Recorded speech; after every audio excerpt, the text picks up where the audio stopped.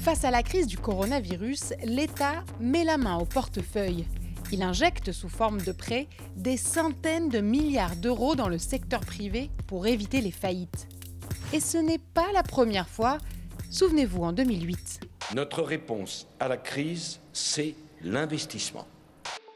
Au total, un plan de relance de 26 milliards d'euros avec des mesures phares comme la prime à la casse pour sauver le marché automobile. Mais l'État va aller plus loin en injectant directement de l'argent dans le secteur privé. Exemple, en octobre 2008, quelques semaines après le début de la crise.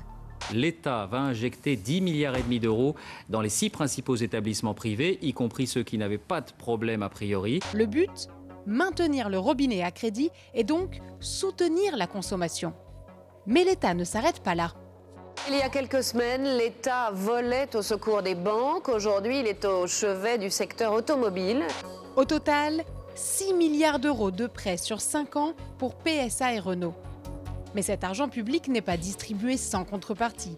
Tout comme aujourd'hui, Bruno Le Maire a promis d'exclure les aides publiques pour les entreprises basées dans les paradis fiscaux. En 2008 aussi, il semblait y avoir un code de bonne conduite.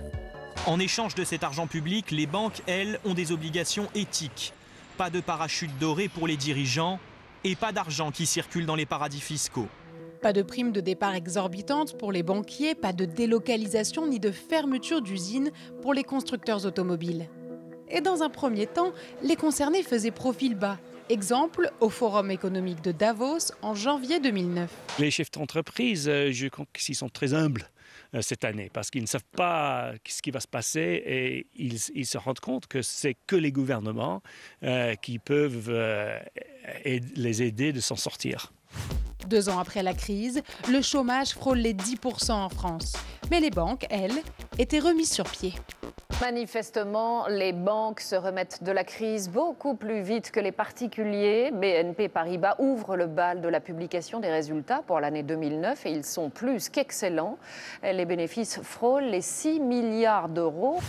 D'après un rapport de la Fédération bancaire française datant de 2015, l'État aurait même gagné dans le sauvetage bancaire 2,3 milliards d'euros d'intérêts.